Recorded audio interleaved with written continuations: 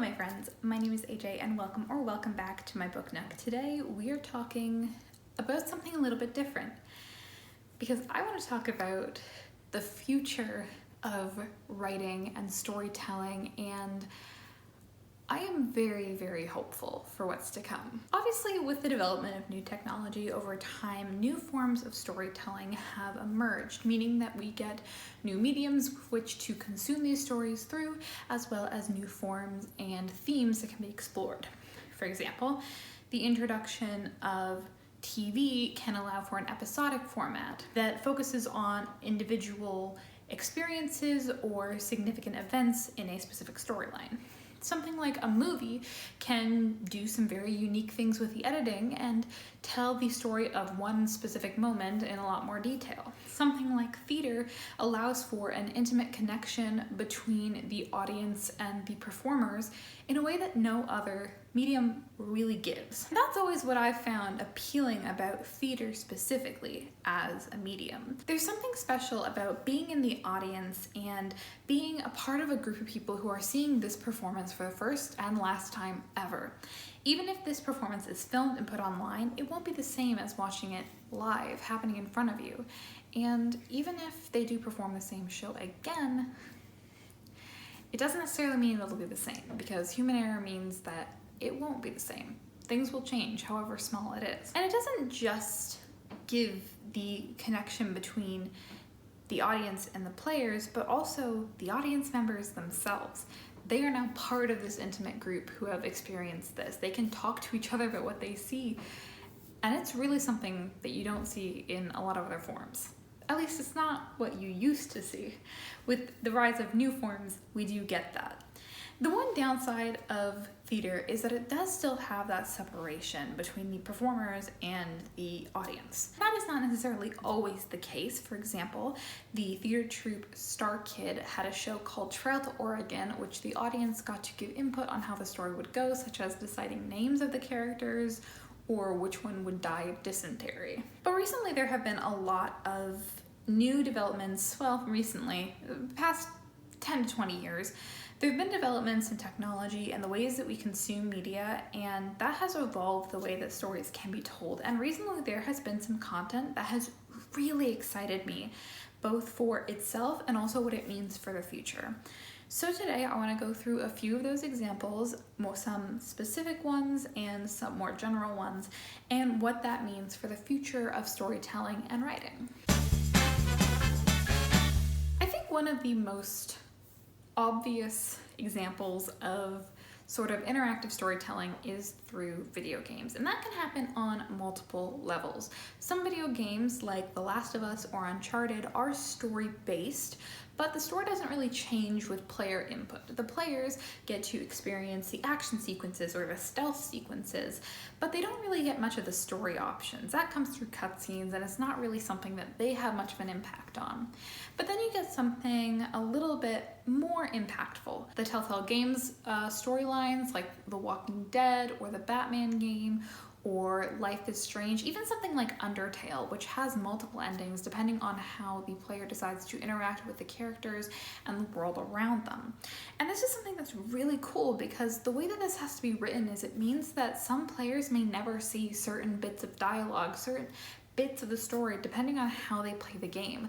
And sure, they may go back and do it a second time or a third time and try to go through every single possible path, but it's such an interesting way of having to think when you're writing this story. You have to think of every possibility. At every single choice that you give the audience, you then have to branch off and decide what happens, what the impact of it.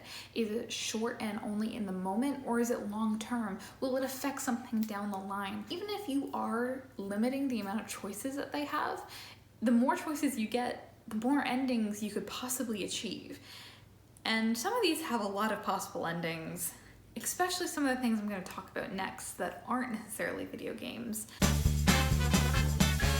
Now, I'm definitely not saying that YouTube is new in the way that we consume pieces of media. Web series became very popular as YouTube gained in popularity, web series such as the Lizzie Bennet Diaries. The Lizzie Bennet Diaries was telling the story of Pride and Prejudice through vlogs, something that was very popular at the time when the series came out.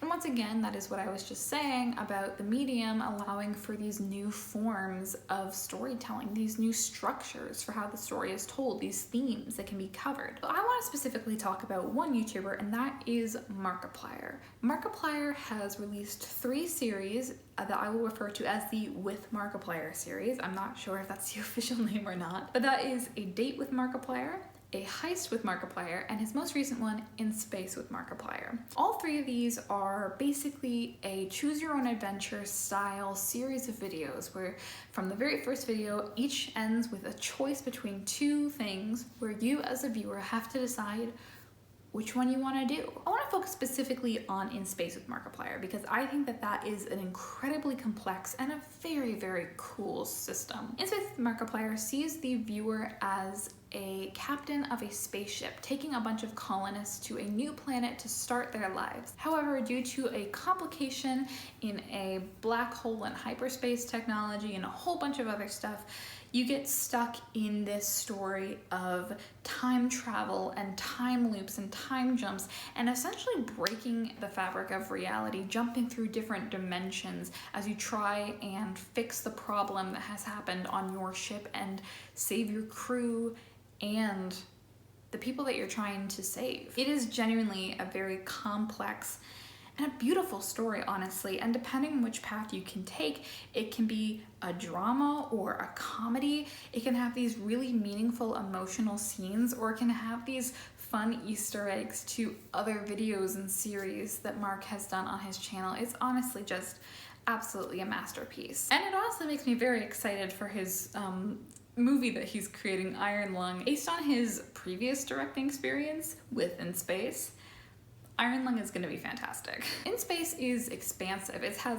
dozens and dozens of videos and potential paths. If you're like me, I will go down the path that I would personally choose, and then because I don't want to miss anything, I will then backtrack and go down the other potential paths. And doing these other scenes gives you context for the scenes that you've seen previously, or scenes that you will see in the future, getting more of the story and parts that you might have missed. And it's really honestly super cool because with a lot of things that are really complex and a lot of stories that have these complicated topics, you're not going to end up getting the whole story. A lot of times they deliberately conceal certain details and let you theorize on stuff, and allowing the viewers to experience the main storyline that they want to follow and then letting them experience the different storylines and get some backstory for different characters or get some context for some of the things that they might have missed.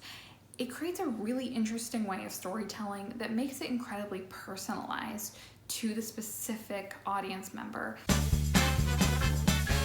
Even more popular than YouTube these days seems to be the rise of Twitch, which is a live streaming platform where people live stream anything from just chatting to playing video games to doing art. Specifically, I want to talk about a series that just came out this week, and that is Generation Loss by the Twitch streamer Ranboo. Generation Loss is a 3-part live streamed horror series in which the audience got to vote on Ranboo's choices as well as how he will fight during certain boss fights, and watching as the story got more and more corrupted as it became more and more embraced in the horror theme. I'm not going to spoil anything about how it ends, but the final episode sees the audience facing a choice that will dictate the very fate of the main character, and spoiler alert, neither of the choices are good. Then the audience is forced to watch the immediate consequences of the choice that they just voted on and are left having to question the morality of that choice that they just made, both of themselves as an individual and themselves as a group.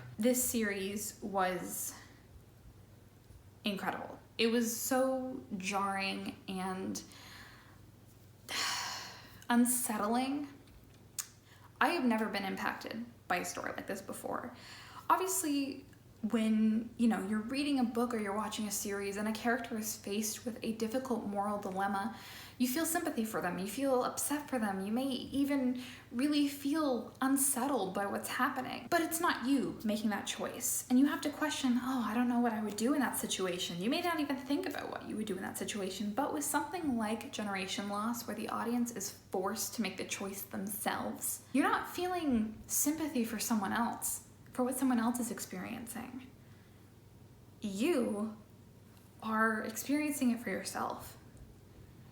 And honestly, I felt it in my chest watching the ending of that scene. It was incredible.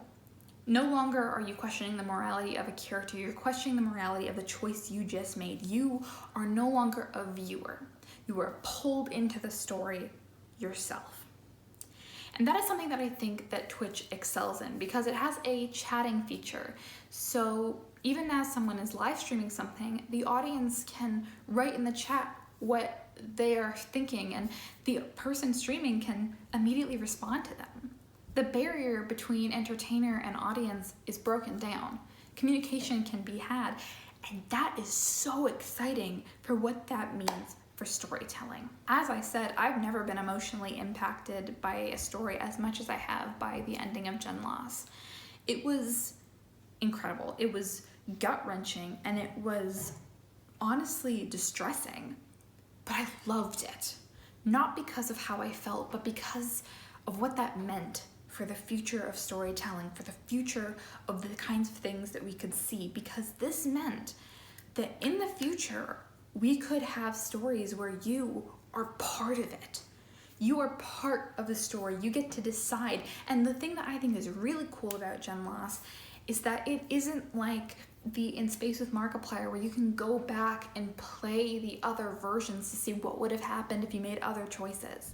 This was live, so you don't get to see the other options. You get what you chose. It makes it a whole lot more real, and it makes it a whole lot more effective, in my opinion. It's incredible.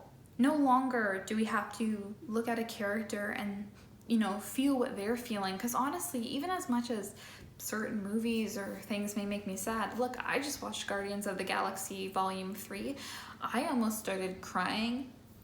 I get it, but it definitely, as sad as it was, as much as it affected me, it didn't affect me as much as me being in the story, me being forced to make that decision. Ranboo has decided that their audience is forced into the story.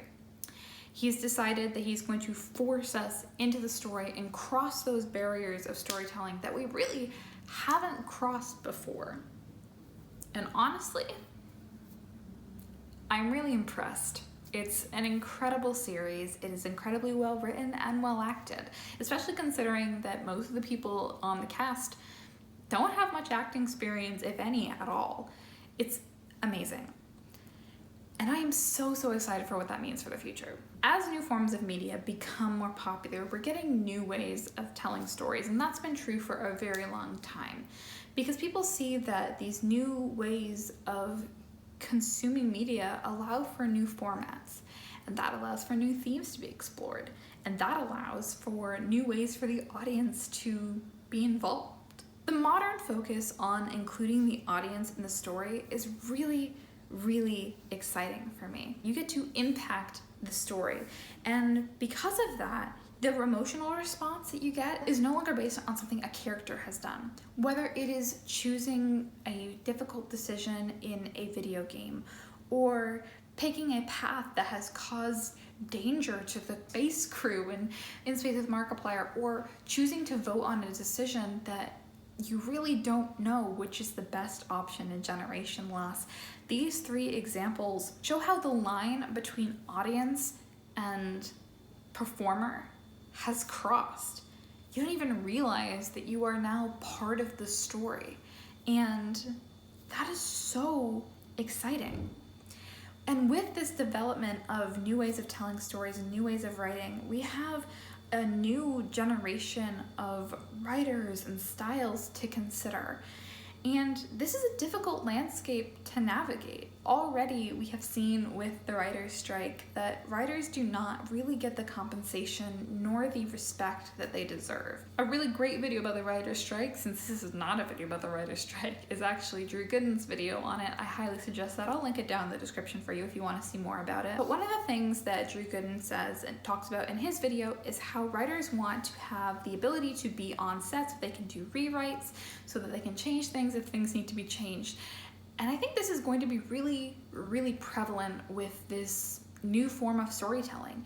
This storytelling that is focused on branching details, branching paths, places where the audience may not even see something that is filmed or written at all, having to adapt potentially on the fly depending on how the audience is reacting and impacting the story. These stories are so expansive with so many moving parts that it is imperative that moving forward, the writers of these interactive series or these video games get fairly compensated and get the respect that they deserve. So again, it's very, very exciting, but it's also a little bit worrying moving forward of the logistics side of it. But that being said, I absolutely adore this new wave of interactive storytelling and how it involves the audience and involves the audience's own emotions into the storyline. I think it is fantastic, I think it's effective, and I think it honestly is a really bright future. But that is it for me today. I hope you enjoyed this video. If you did, feel free to give it a thumbs up and go ahead and hit that subscribe button if you want to stick around and get notified for my next video. And let me know in the comments below, have you watched any of the examples I gave of In Space with Markiplier or A Heist or A Date with Markiplier, or have you watched Gen Loss? And if you haven't watched any of those things, I will leave links to all of them down in the description below so that you can check them out for yourself. Are you a fan of those video games where you get to impact the story, or no? Do you prefer the ones that have a story but don't really let you impact it at all?